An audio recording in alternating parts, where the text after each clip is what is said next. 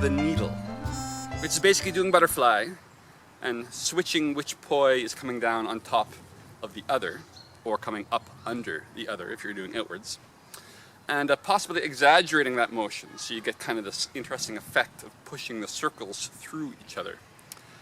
Looks amazing, feels good, and it actually frees you to turn and play freely with opposites and butterflies. So it's also quite important for freedom of dance with poi. And actually, if you start with a little poi fu, practicing with just your arms, it's really straightforward to learn. And I've seen lots of people, even in the middle of a beginner course, learn to do this no problem. It's easier to learn it early than later. It's hard if you've for a year only been doing butterfly one way, and then you try the other way. That's the tough part because you're relearning. But if from the beginning you learn to thread the needle and you learn all the variations, that's actually a good time to start, and it won't be that hard if you practice with your arms. That tends to be the trick, and I've seen it hundreds of times. So take your poi, but wrap them up in your hands. And so you're holding them for now. And just make an inward circle on a wall plane. Right? And by a wall plane, I mean you're not doing it like this. You're really doing it like you're up against a wall. Like there's this glass wall there. Right? And that wall is just in front of you, just in front of your nose. So your hands can't come back here. They stay on that wall plane. So do some circles. They can be really big circles or kind of medium-sized circles. And notice which arm is coming down on top of the other. Right? It doesn't matter, it can be the right or the left. See what you do naturally. And notice whatever arm's on top, that hand has to pass inside at the top. Right? So my right hand, the blue one, can pass inside, it's on top. And notice that it's then going to be outside at the bottom. Right? If your right hand is inside at the top, it's outside at the bottom. If your left is inside at the top, it's outside at the bottom. And just alternate for a little while. Start really big, so you're making circles, then relax it a little bit, make sure your shoulders are relaxed, and really let it flow, and see how they're not crashing, right? It's your arms, you know how to do it, so you can naturally do this. And let that kind of sink in what the motion is, what the rhythm is, the timing that lets it work.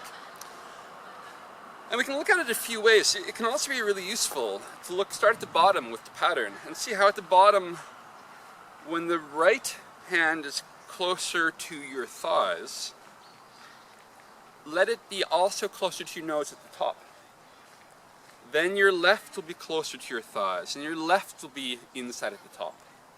So starting from the bottom we go, right inside, inside, left inside, left inside, right inside, left inside, left inside, right inside, left inside, right inside, left inside, right inside, left inside, right inside, left inside. And that's the pattern. We're going to add poi soon, but if you go too soon, it'll be tough. If you let it sink in with the arms, it's going to work. Yes, let's try that now. So you get the pattern going, right? And once it feels really comfortable and it's really flowing, you're simply going to let the poi out a bit. And try not to change anything. Just let them be an extension of your hands. You can let it out where they're really short at first. See, it's got a really short little poi. And if that works, let them a little longer. Okay?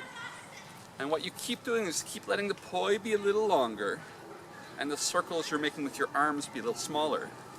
And eventually, it might be over the course of some days, eventually the hands are making very small circles, and you're threading the needle. And then you'll feel how to exaggerate it. Once you're really doing it, you'll feel how you can exaggerate the pushing and pulling. If it doesn't work, just keep going back to your arms, because I know you can do it with your arms. You're just switching. Left on top, right on top, left on top. And what you want to make sure is at the bottom, you've got some distance between whatever hand's close to your thighs. Let the other one be, a good 30 centimeters in front of it, or even more, so you can exaggerate that difference at first. And then let the poi out a little bit, and then a little bit more. And if you keep doing that, you'll have it in no time, you really will. Just keep going back to the arms, and then letting the poi out a bit. And the feeling, once you're doing it, it's a bit of this feeling like, it's going to feel like my right poi could hit my left arm.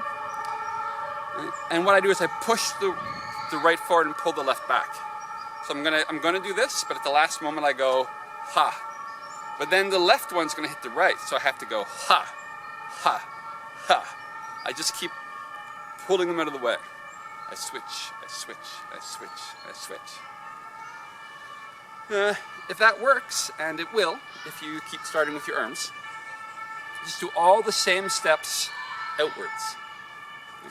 You can even start you can even start like this. Here I am, I got my right is passing inside, and I'm going to make a big outward circle, and I'm going to go right is inside, outside. Then the left is inside. Left is inside, outside, right is inside. Inside, outside, inside, outside, inside, outside, inside, outside. That's another way to start. But really, it'll probably work if you just wrap your poi up, start with your arms, get the circles going, you let it flow, you notice that they're not crashing, you intuitively know when to switch, and then let the poi out a bit, and then a bit more, and then slowly, slowly, slowly let the circles be smaller from the arms. And yeah, they'll crash, a few times. So start again. Poi really short, let it flow, poi a little longer, let the circles get smaller and smaller and smaller, and they'll crash again. And that's okay. That's how it's like juggling. You have to drop the balls. It just happens when you're juggling. So you start again. Just the arms, let the poi a little bit, circles get smaller and smaller. And with some practice, if you keep starting with the arms, pretty soon you're going to be doing this.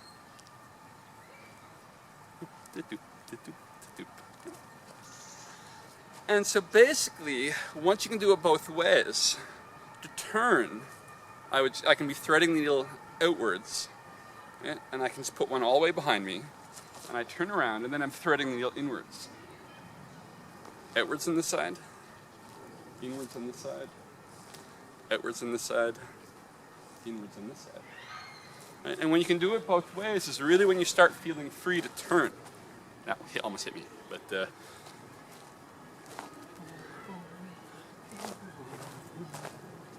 and that's kind of because threading the needle means getting really comfortable with either hand being on top. So as you're turning and playing, it doesn't matter which hand ends up on top. You're comfortable both ways. In fact, it gets so intuitive, you don't even have to think about it. If you're turning the right happens to be higher, it'll just be on top. If you're playing the left happens to be higher, it'll be on top.